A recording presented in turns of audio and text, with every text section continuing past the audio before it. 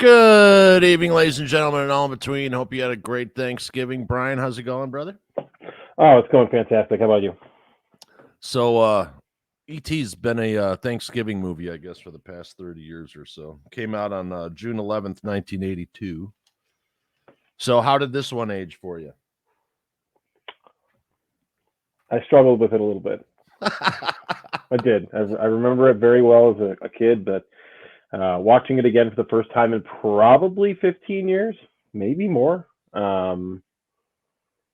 Yeah, I struggled with it a bit. A lot of like 80s stereotype characters in it, like the mom, very very very much the begrudged, divorced 80s mom.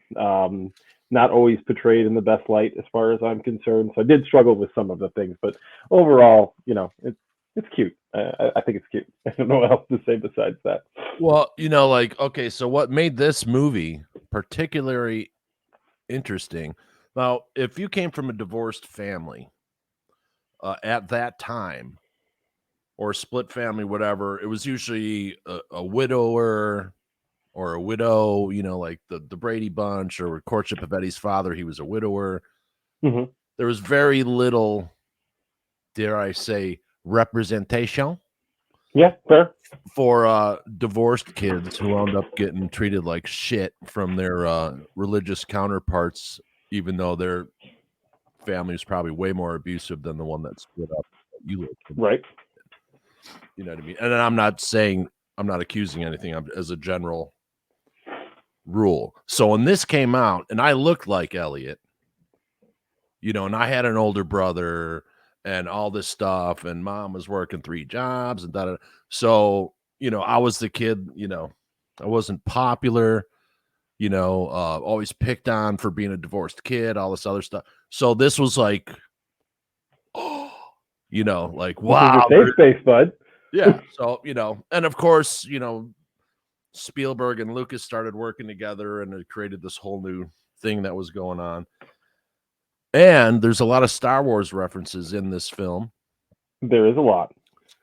And it came out on June 11th, 1982. And coincidentally, Star Wars was re-released 2 days later.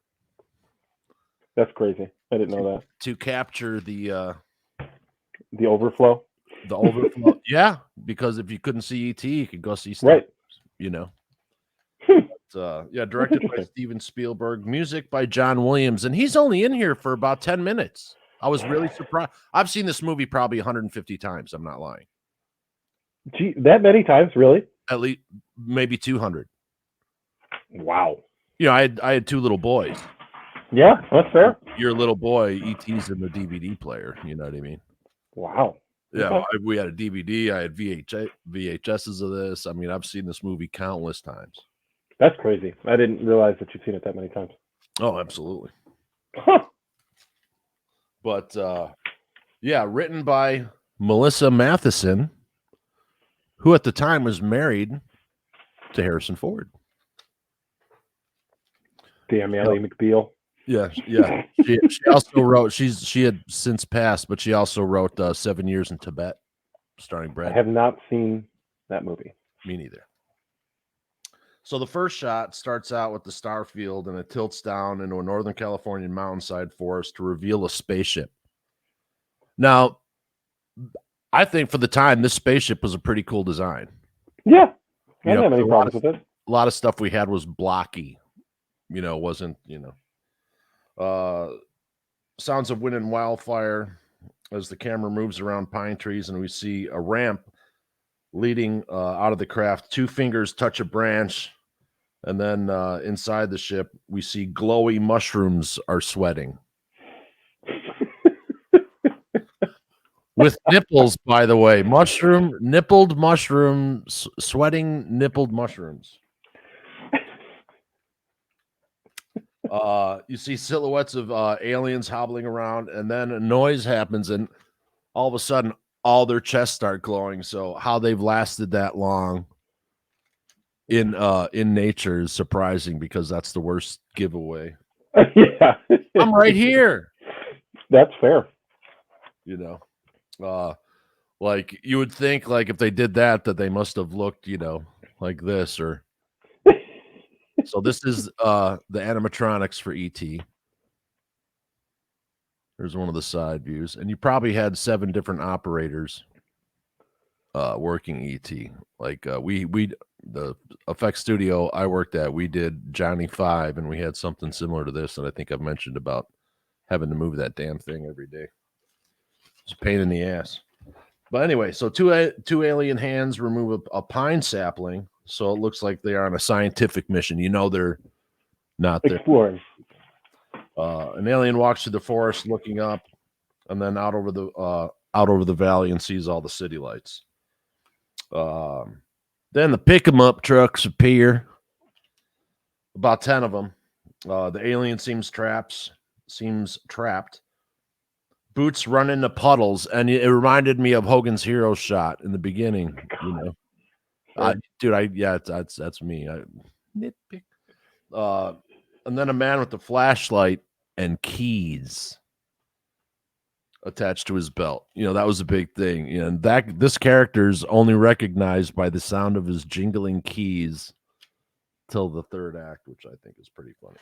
And of course, it's played by Peter Coyote, who's probably the #1 documentary narrator. But I'm learning a lot today. I'm learning a lot today, Vince. He's done hundreds. He's like half a Discovery Channel. Huh. Yeah. But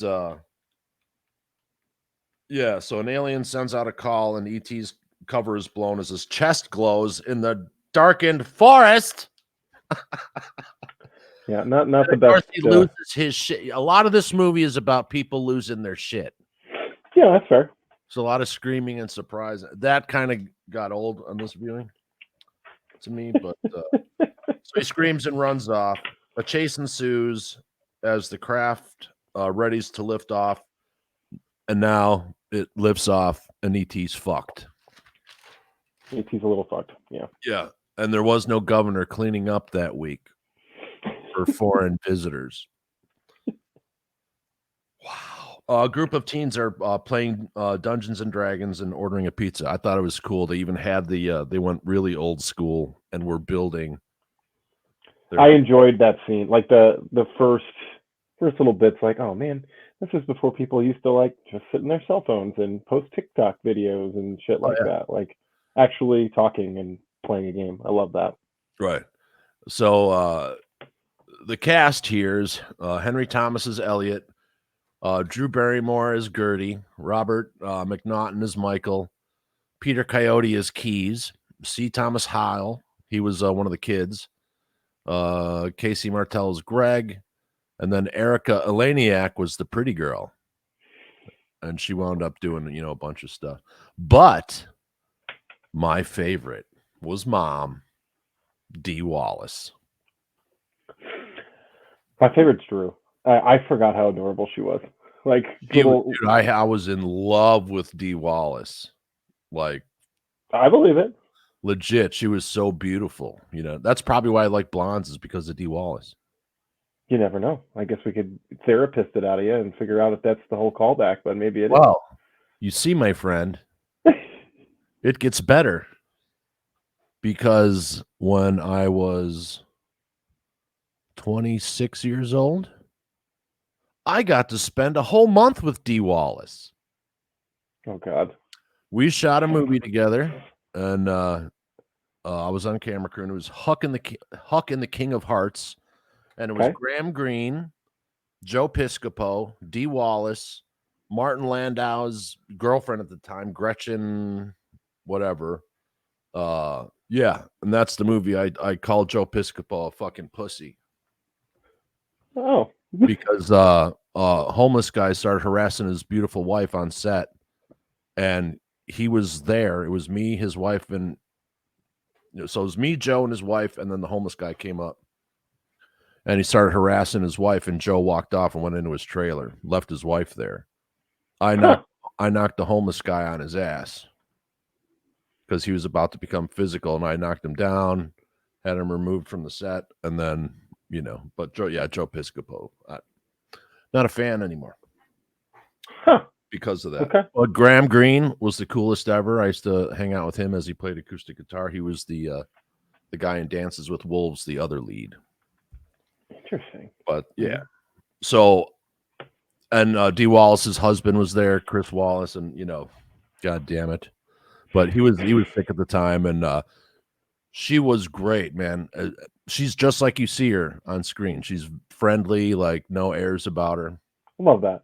And like that was one of the I was worried about working on that. I'm like, man, what if she's like evil or something? You know what I mean? Then my childhood is blown. But she was Yeah. No, straight up, mommy dearest. No, yeah, no wire hangers. she came prepared, knew her shit. She's a total pro. That's cool. And there's a reason why she's well liked. So we meet Elliot, and then we have the big brother little brother dynamic at play. Elliot's waiting on the pizza guy. He hears some noise out back after he gets the pizza, and he thinks it's his dog Harvey. He walks out to the backyard after grabbing his mitt and baseball. I didn't get that part. Walks up to the shed, throws the ball, and it rolls back to him to his feet. I would have literally shit my pants at that. But that surprise was good. Probably would have too. Yeah. He drops the pizza in mid freak out, and then falls flat on his face. Of course, I'm so tired of seeing people fall every time they're scared or trip. Like, can't someone just be proficient at running away one time? Yeah, no, you're right. I think of, the only, well, actually, almost the whole movie, he's like that. But oh God, what's the movie? It's got Joaquin Phoenix, Mel Gibson, Signs. Oh, yeah. The tinfoil hat movie. Yeah. So when it's Swing Away, Meryl, and that's like the only time he's not scared of an alien is when he's finally beating the shit out of an alien with a bat. That's like. Was that The Village? No, I think it's Signs. I really want to say it's Signs. Oh, yeah. Yes, it is. Yes. Yeah. The girl who doesn't drink the water. I like the joke. My wife used to be the girl who doesn't drink the water and left water glasses everywhere. She doesn't do that anymore, but she used to. Like 3 sips of one here, 3 sips of one there. Oh, nice. Yeah. Straight up Signs. God. Yeah, it's actually not a bad movie. I don't know how well it holds up. I haven't watched it in a long time, but it's really not bad. Yeah. Elliot screams and then whispers, nobody go out there, which is, means everyone, goes needs out. to immediately see what's going on. Yes. Then it's later on in the evening. The clock reads 2 a.m. More noises outside. Elliot's wide awake, and he ain't having it. Goes to investigate in his fashionable long johns. Dude, that was my uniform from like October 25th through like end of April when I was a kid. That sounds fair. And they didn't have colored ones. They didn't have, that was it. You got the shitty white long johns, usually in a matching set. You had to put bread bags around your feet to get them into your boots so your socks wouldn't get stuck in the boots. All kinds of fun stuff. But I was also like, why is he wearing long johns? He's in California. Depends if it's, Northern California. Yeah, maybe. But he sees footprints and follows into the shrubbery, and E.T. and Elliot both scream and freak out. Another freak out. E.T. makes a mess on his way out of the yard. Yeah, E.T.'s a slob, dude. A little bit of a slob. Well, obviously, we'll get to that a little bit more later, but yes, E.T. is not a house guest that I would actively welcome. As cute as he is, I think he would need a. And I would hate to live in that neighborhood. Just imagine, like the first, as soon as they showed the shot of the neighborhood, I could only think of one thing, and that was the neighbors down the street who had issues with ghosts because they shot him in the same neighborhood.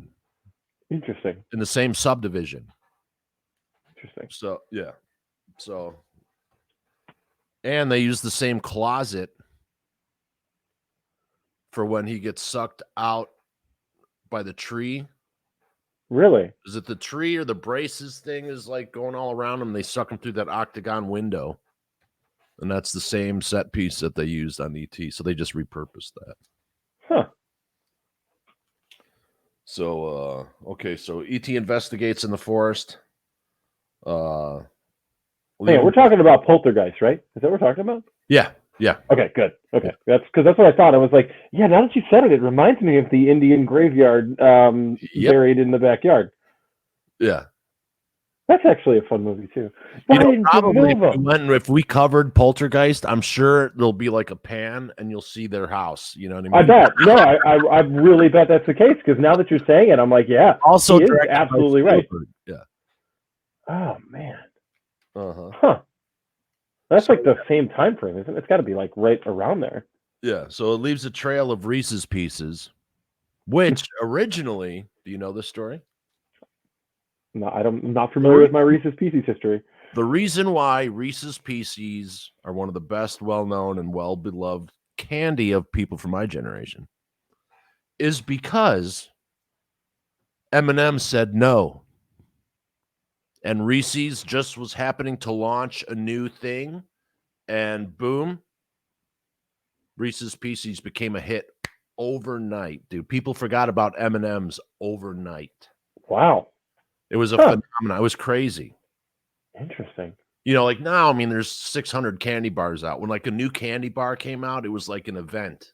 You know, we're Yeah. talking about this is the same year that Doritos came around That's because all there crazy. was potato chips and Fritos.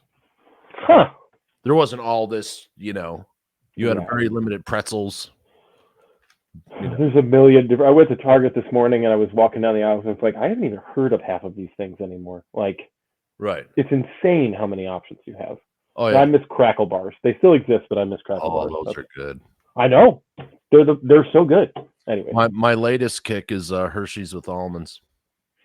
I never got into any of the Hershey's with nuts of any kind. I don't know why. I couldn't tell you. Just I'm a straight Hershey chocolate bar kiss guy. Nice. So we meet Drew Barrymore for the first time as Oh. Gerd or Gertie. Maybe it was an iguana. It wasn't an iguana. Elliot screams at his brother, or some shit. It was nothing like that. Penis breath. And you see the mom like have a real like parent moment where she like laughs because it's so good, but still Yeah. kind of chastises. His mom laughs it off. You know, mom gets upset. Older brother blows up at Elliot because of Mexico, because their dad's in Mexico. Or Yeah, that was. obviously he left mom for a hotsy time. Yeah, he hates Mexico. Right. I was like, oh god. Yeah. And I was like, damn, who's he leaving? Why is he leaving her for anybody? You know. Yeah, well, But he later sit right here and have another beer in Mexico. right. So Elliot later camps out in the backyard and sees ET. Elliot can't say mom. You know, it's those dreams. You ever have those as a kid? You want to scream, but nothing comes out of your mouth. Yeah. That was a very, very smart move because everyone's experienced that, I think. Absolutely. E.T. hands goes over Elliot's blanket, and I was like, "What's going on here?" And then drops the handful of Reese's back on the blanket. He's like, "I want fucking M&Ms." Well, they didn't want the contract. So E.T. hands over. Okay, wait. So Elliot gets E.T. into the house using candy again to entice his new friend. Language is now attempted after shelter and access to food has been secured. Yep. After first attempt, you know, it wasn't until this viewing where I think ET may have an ulterior motive happening that we just didn't see. Because And what would that be? I don't know. But that may have been explored in a part 2 if there was one. You know, several different versions of ET Part 2 were written, but he makes Elliot fall asleep and he remains awake. And you know that they're tied. But he's wide awake. So maybe he's listening, watching TV, you know, eating candy, reading books. I mean, we don't know what he's doing. Yeah. But that was an odd moment. didn't see it from that point of view, but I guess that would make sense.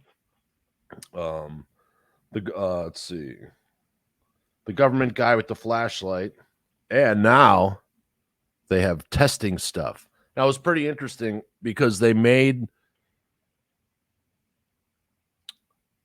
so Steven Spielberg didn't want to spell out government, Okay. but you knew they're the bad guys, and the bad guys were the government without saying they were the government.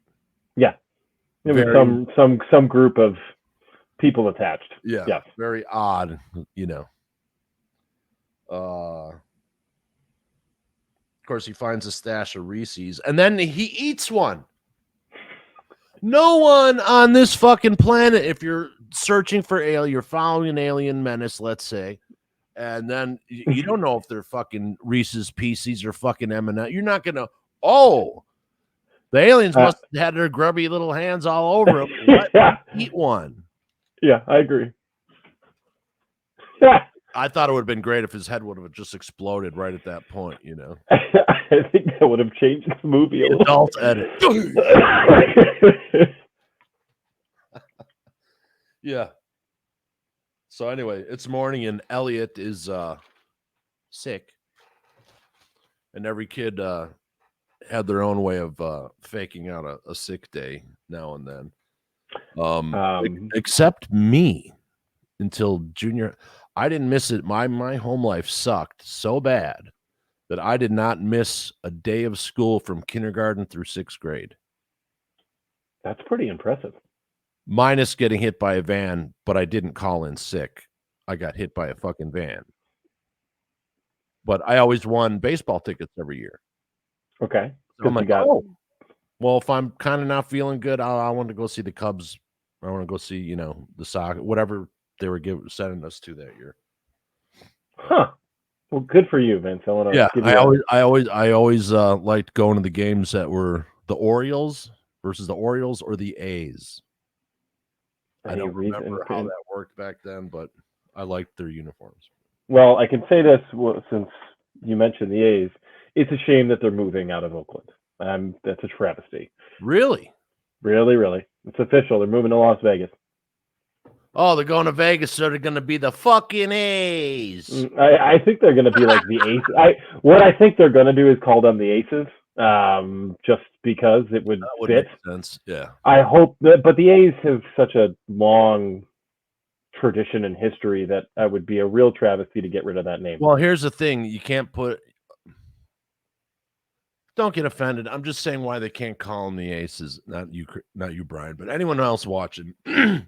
You can't have a spade up there, number one, because they'll say, oh, ace of spades, that's fucking racist language. So you can't have that. Then, on top of that, you might be promoting gambling, and you can't have that as a family type of enticement. So, you know. I don't know. They're all partnered. They're all partnered with sports bets or with everything now. All these leagues are. I know it's disgusting. So it's kind of changed a little bit. But yes, 2028. So the A's will play in Oakland one more year, and then they will be nomads for a couple of years and play different places. Nice. Well, you know what? That's actually a great name. The Nomads? Yeah.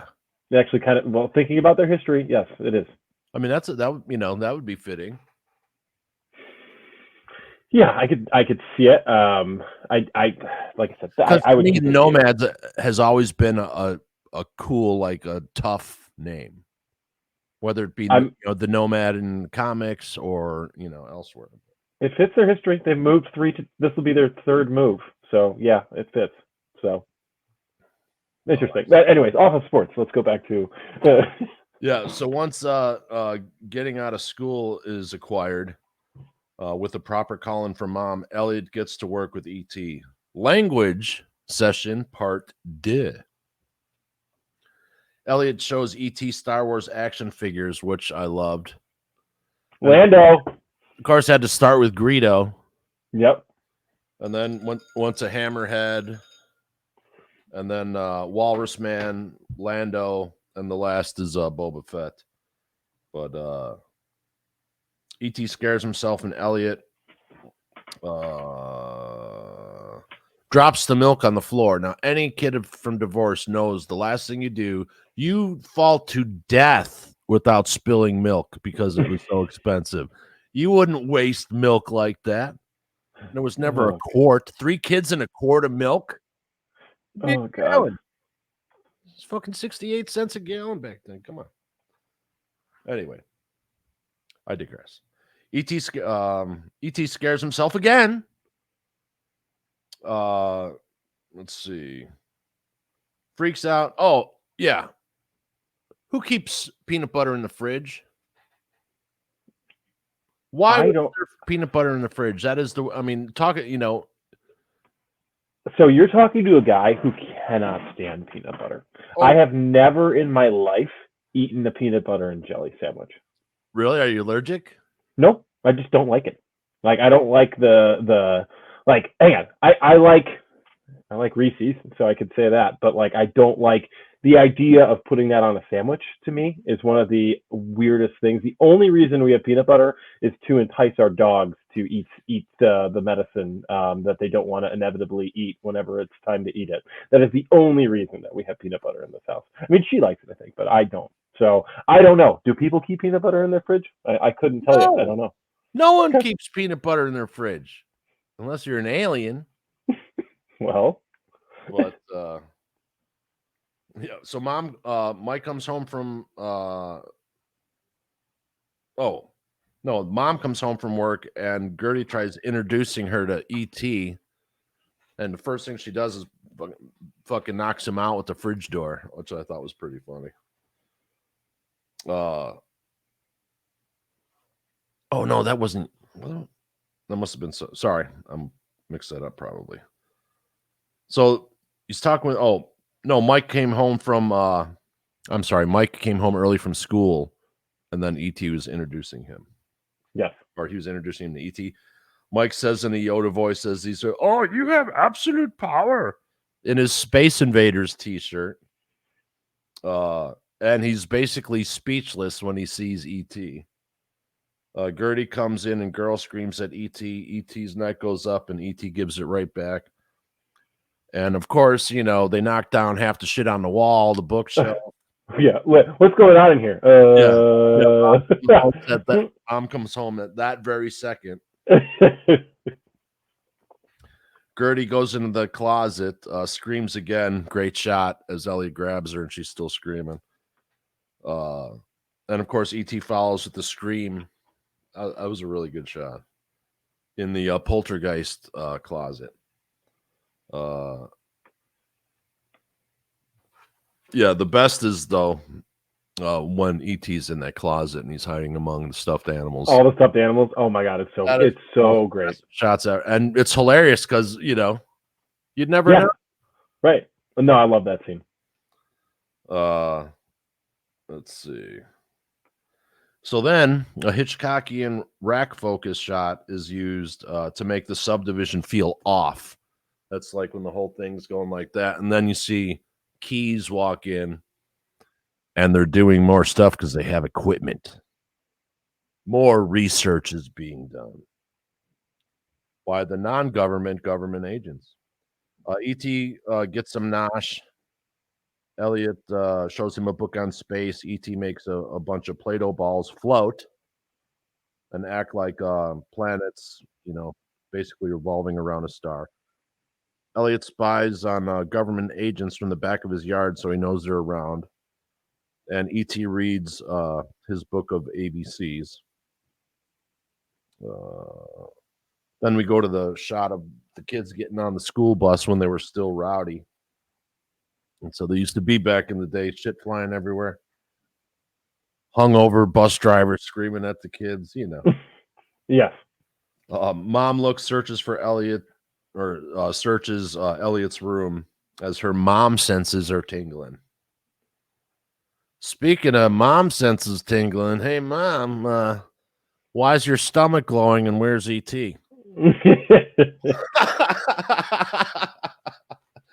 ET hides among the stuffed animals. I love that shot. Elliot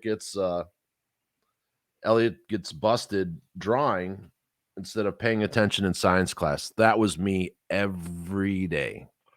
Well, it wasn't that bad. It was just like looking at it and then kind of it could have been worse. Could have No, been. but, like as a Yes. kid, you bust Oh them. yeah. You know what I Oh mean? yeah. And I used to get in trouble for that daily because I had a pencil in my hand from the time I woke up to the time I went to bed, all as I was growing up. E.T. makes his way in a robe, no less, To the fridge. to the kitchen, Yep. to make an absolute mess. Elliot starts burping in class and looks like he's getting drunk due to the actions of E.T. And that, that's the only scene that kind of takes me out of that movie is his, because as a 10-year-old kid, you don't know how to act drunk. Right.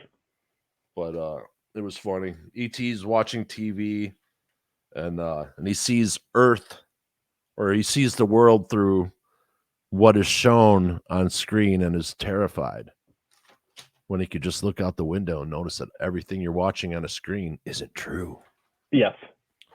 So that was an interesting precursor.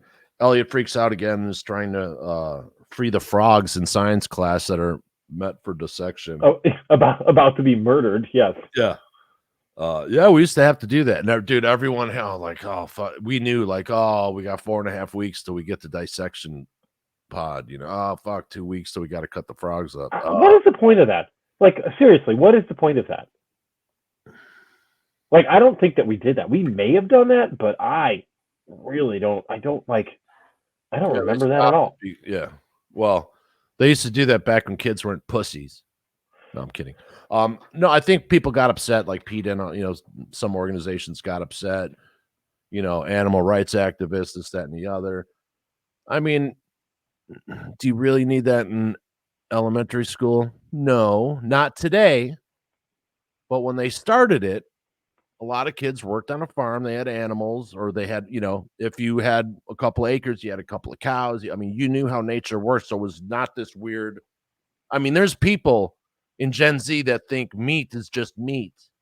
They don't know. Oh, how do you get meat? Oh, you go to the store. Well, no, you have to kill a cow. No, they make it at the store. No. Yeah, I get it. So back then it kind of made sense, but have you ever had frog legs? No. Pretty good. I've had a lot of weird food though. Like I've had kangaroo and alligator and emu and weird stuff like that, but no, never. Emu, interesting. Yeah, it was when I was down in Australia. We had like the Australian platter meal, and it was like all of the wild. It was a weird thing. I don't think I'll ever try that again. Well, at least you tried it. So Elliot mimics a kiss E.T.'s watching on TV, and that's when he kisses the blonde, gets in trouble. Mom comes home, knocks E.T. out with the fridge door. E.T. learns the spell from Sesame Street. Mom just thinks it's the TV repeating it and not the alien. Then, of course, Mom has to go and pick up Elliot from school. Then Gertie says, I taught him how to talk. As he repeatedly says, Elliot. And of course, I think that E.T.'s playing chess in 4D. E.T. phone home. Government now has house under surveillance. The two brothers talk as E.T. is gathering items and float building in the closet, or float designing. Back then that was cool. You didn't see that often. It's Halloween time, and it's time to trick or treat. Oh yeah, I love that. Oh my god, that was so fun. So E.T.'s checking out all the kids' costumes, and then he sees someone in a Jawa robe with a Yoda mask. He turns and starts following, saying, "Home, home, home." Then we get a Star Wars sunset shot right after that, by the way. Gertie's waiting for her brothers to show up. That's the other thing that's weird. Okay. The two older boys, are going to grab the alien, right? And they send their 5-year-old sister to go hang out for like 3 hours in the woods by yourself in Yes. a ghost costume. That doesn't make sense. I mean, even back then, that was, It was an odd choice. Yes. yeah. I mean, I was left alone by myself in the house when I was, first, second grade, but someone would be home within a half hour, Right. and I'd watch cartoons until they came home, or I'd play outside in front of the house. The bike is out of control, and then E.T. makes them fly. Jedi powers, maybe? Maybe. That scene still is great. Yeah, for sure. And as a BMXer at the time, that was fucking awesome. The famous moon flyby, which became Spielberg's logo for the next 20 years after that. Elliot and E.T. set up communication. Mom leaves to look for Elliot as the feds nonchalantly just walk into their house as soon as she leaves. Like, like today, at least they would have told everyone, oh, there's a virus going on. Everyone locked down. Everyone go inside. Shut up. Don't say anything. But anyway, so they get the signal off, but no response. And E.T. says, ouch, and points to his heart. It's probably all the milk he wasted. Possibly. Or the beer he's got, It's got to be the beer. We'll blame it on the beer. Next morning, Elliot is is still in the forest and can't find E.T. and goes home. Where the police are trying to fill out a disappearance report, and Elliot does not look good. He looks pretty ill. Mike goes out and tries to find E.T., finds him in a drainage ditch, and a raccoon scurries off, who maybe was about to, start snacking on him. Here's the thing. I think we missed it. I think they deleted a scene. Something. There's something there that we missed in the story that they took out. That might have. Yeah, it was like boom, boom. It didn't really. Yeah, it didn't flow so well for the younger kids in the audience, and maybe they pulled it. Yeah, maybe. Because usually in cinema history, if you see someone lying face down in a creek, they just had a massive battle of some kind. Right. Yeah, I didn't understand that. Chasing them or something, who knows? But so mom comes upstairs and Michael shows mom E.T. And E.T. goes, Mom. Yeah, I love every talking scene he has. It's just cute. And Elliot tells her we're sick. E.T. seems to have a white film on him. And she runs outside only to be faced with someone in a spacesuit. Did someone find this thing, think it's an animal and messed with the animal? You know what I mean? Like what? Right. What happened to it? Yeah. They're probably going to go back to that if they ever came back. But then all of a sudden, every door you frickin' open is a friggin' astronaut. Yeah, that was weird. Like, why a spacesuit? Yeah, that's what suits at that radiation suits. Yeah, I didn't understand that. Maybe they're all being used on Close Encounters, also directed by Spielberg. Has done a lot of alien-themed projects. He has. Yeah, and he's funded the Disclosure Project, at least in the millions of dollars. Did he do the Fifth Element? Indiana Jones? No. What was the Indiana Jones with the alien? The last one? No, Crystal Skull. He didn't do that, right? I think he might have produced. I hope he didn't direct that one. By the way, the new Indiana Jones was not awful. The new one. It's not good. Get off my lawn, Jones. Yeah, no, but the new one is like fine. It's like I don't know. I like Mads. That's why. I like Mads. I was happy that they brought back what's his name? Indy. Exactly. I love that guy. Ever since I was a kid, anything he's in, I've always watched. Like if he's on, I'll just very interesting guy. And when he did Indiana Jones, I thought he was like 50 or 60 he was like 30 at the time. Yeah. So. It's like Steve Martin. I still see Steve Martin. I'm like, But aren't you 80, 90 years old at this point? No, he's looked the same forever. Yeah. So a shot follows as the sunsets with what looks like guards from THX 1158. Another call back to Mr. George Lucas. E.T. is on the floor and saying, home, home. Let's see. For some reason, a lot of welding is going on in the street. Yeah, no, nobody's. Imagine being the neighbors. Oh yeah, what's going on? They're just welding in the cul-de-sac. Okay. Hey, we got a newborn. Could you guys keep it down over there? Yeah. Like, nope. Right. So the keys guy finally shows his face. And when that happened, it struck me that Chris Carter, who did X-Files, must have loved this film. Because if you look at Pierre Coyote, he looks like the smoking man.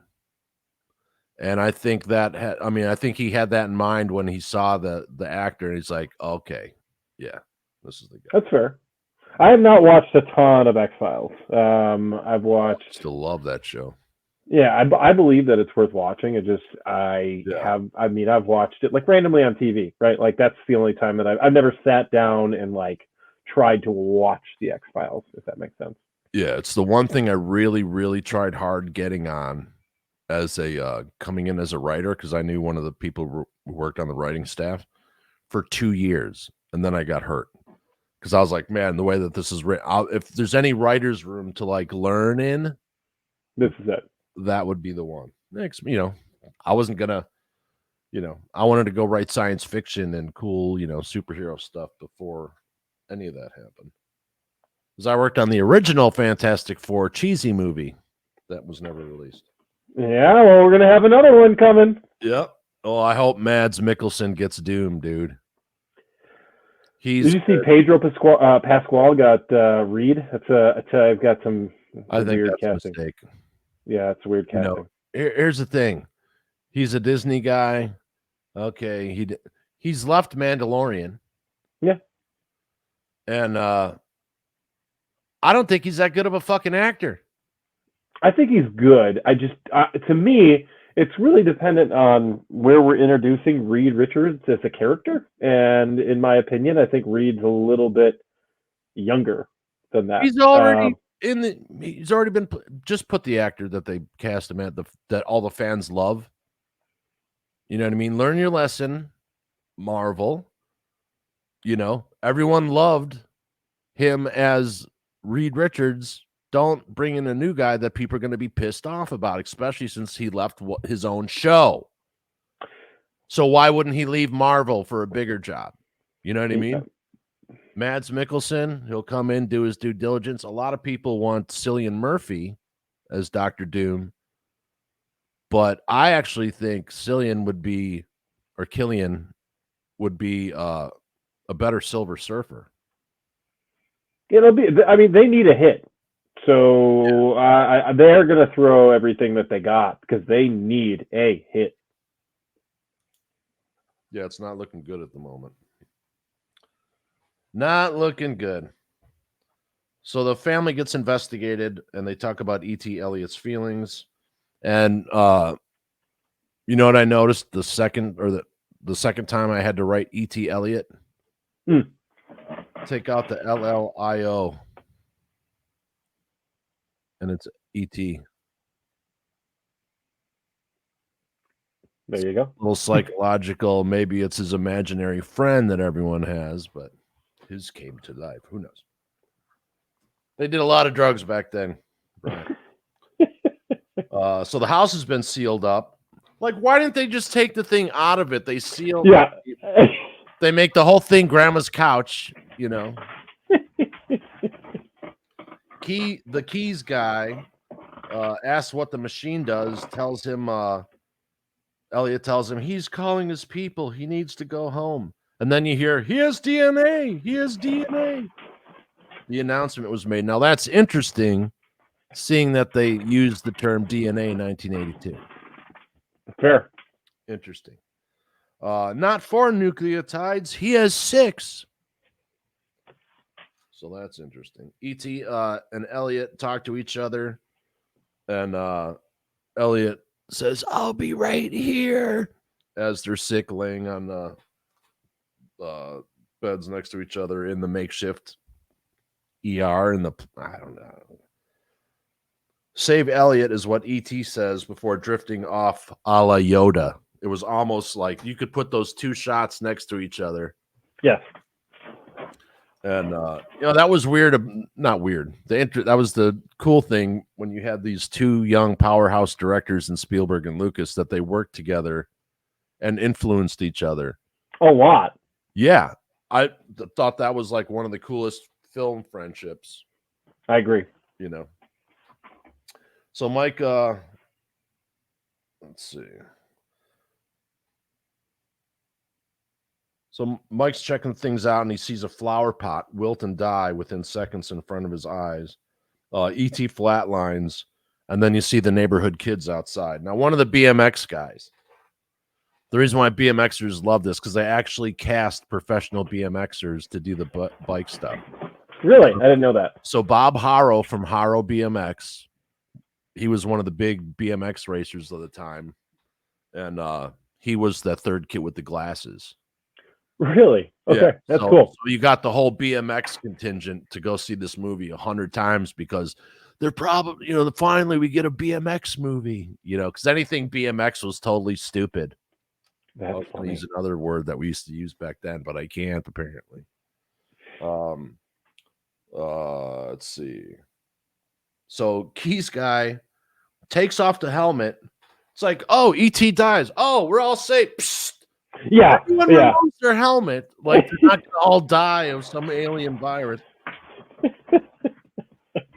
Everyone takes off their protective gear. It's beyond me. Beyond me. So E.T.'s being packed up into what looks like an iron lung. Keys lets Elliot say goodbye, and he is awake and alive. And then you see the flowers bloom back to life. Elliot unzips the body bag, and then E.T.'s like, E.T. phone home. And his heart glows, and Elliot keeps telling him. I thought that was a hilarious scene, I agree.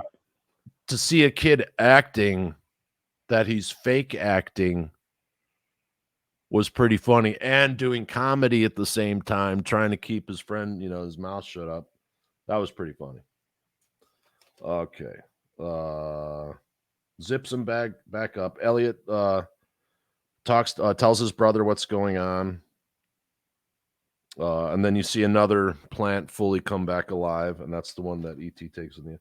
Gertie gives mom a note from the boys, and she reads it. Elliot makes his way down the tunnel, the plastic tunnel, and sees the 2.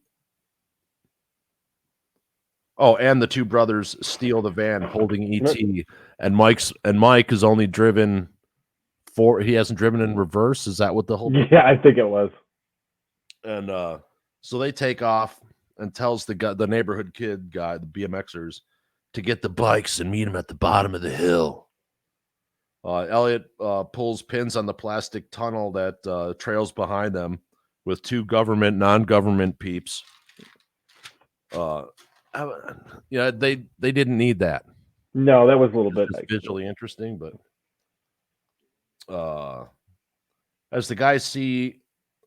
So all the guys see E.T. as the van doors open and there's smoke and his chest starts glowing.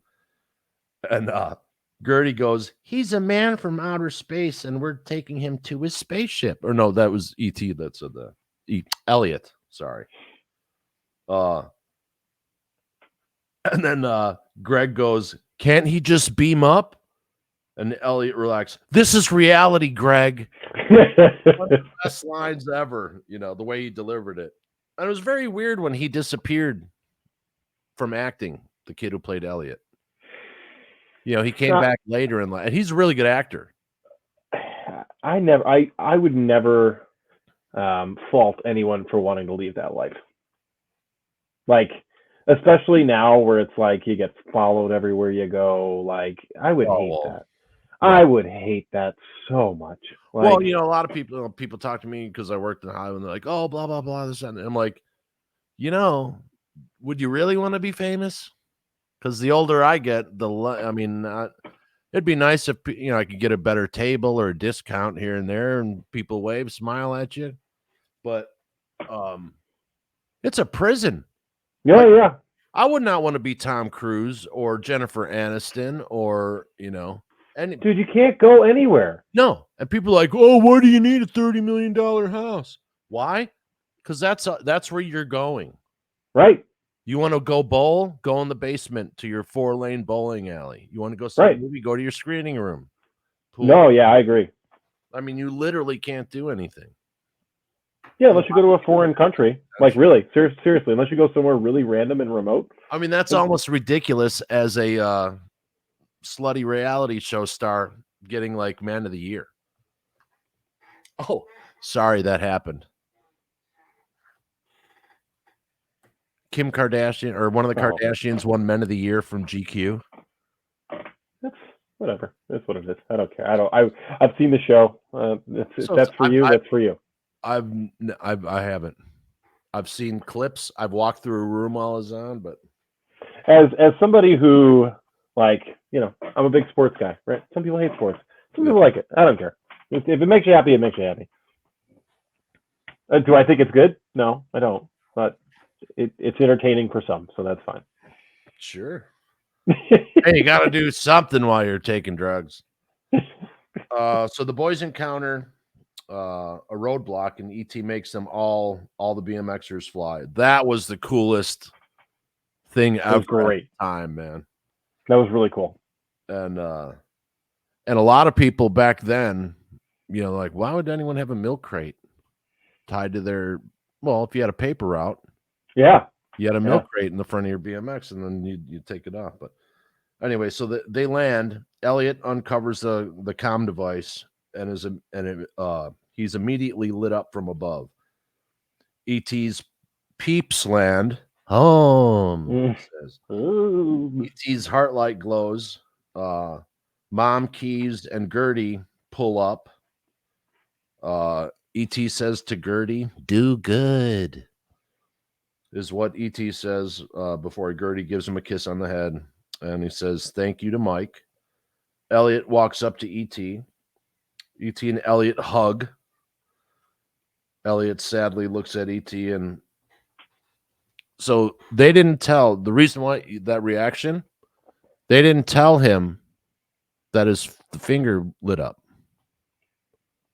So that's an Right. actual reaction.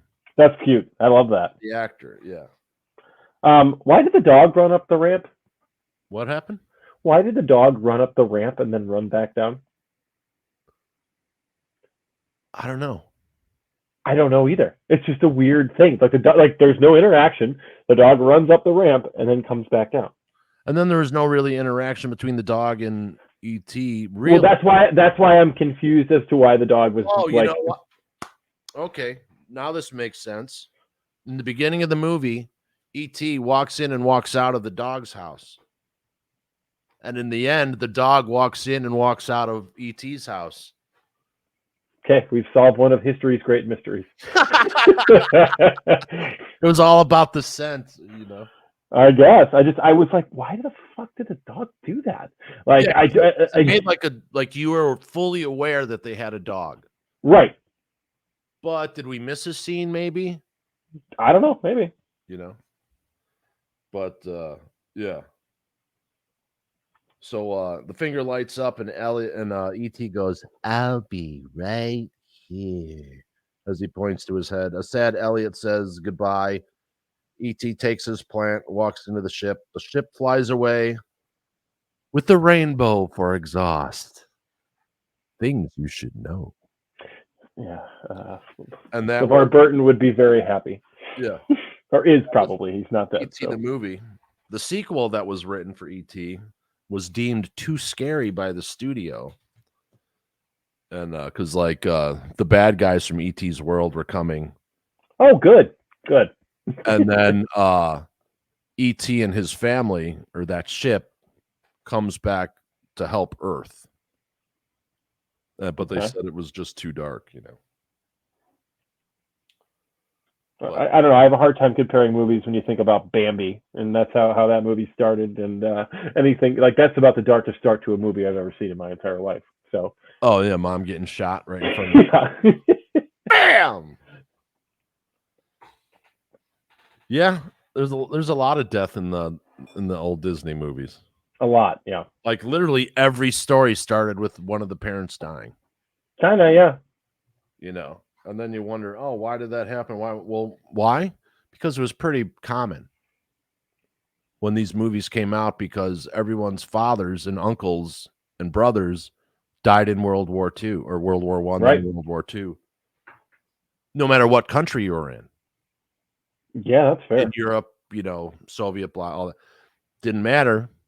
Everyone knew people who had lost a parent.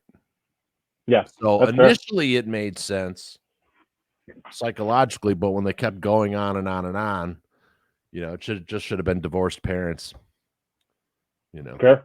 But anyway, so what's your overall take on ET?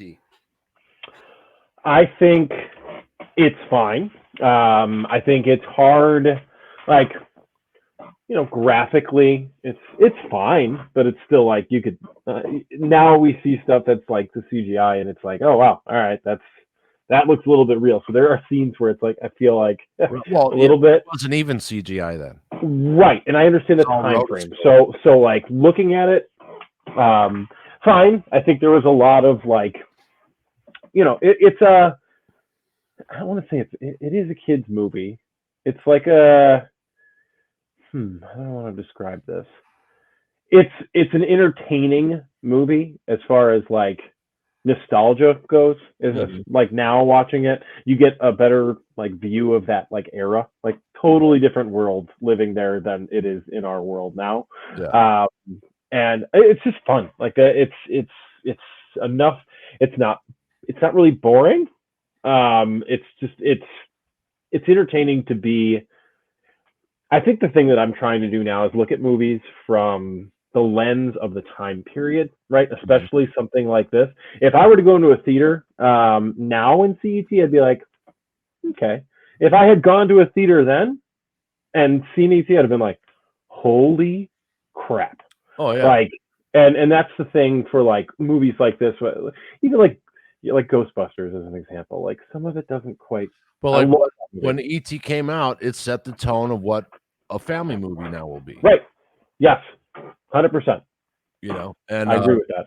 You know, this part of the story, you know, like Steven Spielberg had a version kicking around in his head, and he just couldn't get it together. He was working on, Close Encounters, blah blah blah, and all this other stuff. And the part of the story that's from Spielberg is the divorce thing. It's Steven wanted to tell a story about how he felt as a kid being alienated when his parents were divorced.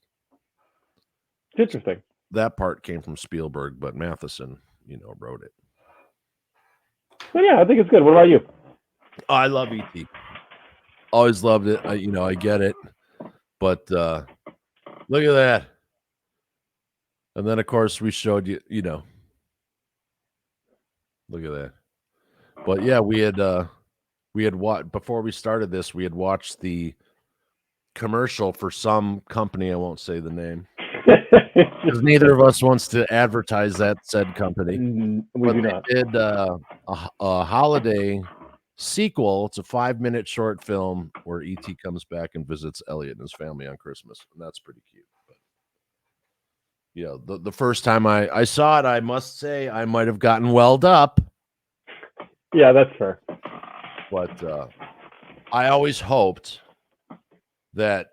So I hoped that I'd get a sequel, and E.T. would come back. Elliot would be about maybe 5-6 years older, and Mom and Keys get married.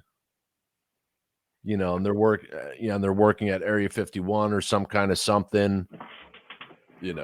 Because if you look with Close Encounters, there was another single mother with a small child with so it very easily could have but it didn't, you know. But anyway, what do I know? But yeah, I love ET, and I thought the all the call outs to Star Wars were cool. But yeah, I agree. this is what made ET ET. I mean, that's a lot of work right there. Unbelievable.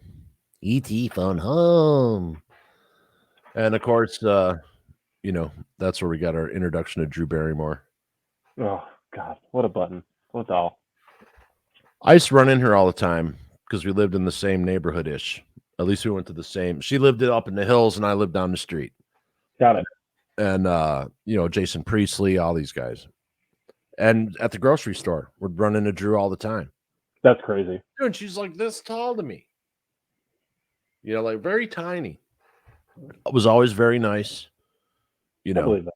and but yeah, I mean, I just can't imagine. It must be a prison to be at a certain level of fame for sure. But anyway, that's this edition of Sci-Fi. And then next time, what are we doing next time? Oh, Brian had a suggestion. Since we're doing holiday movies for the next month, we're going to do one of the best holiday movies of all time. And you can tell them what that is. Christmas Vacation. Well, it's not quite on theme with us. I guess we'll try our best to get in any sci-fi references that we can. Yeah, well, we'll you try know, our best. Santa is science fiction.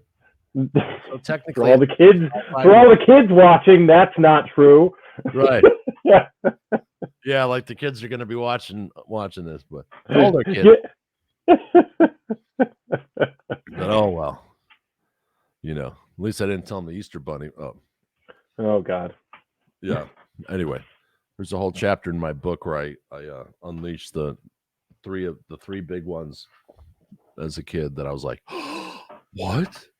I'll say this about the Easter Bunny: the costumes of the Easter bunnies from like the 70s and 80s, when those things are creepy as hell. Oh, like straight up, yeah, creepy as hell. Like I don't have any of me, but I've seen pictures of like people in my family with the Easter Bunny from like 1976, and it's like that thing is creepy as hell. And if that thing walked into my house at any point, I would get the bat out just like Meryl did with the aliens, and I would hit that Easter Bunny real hard.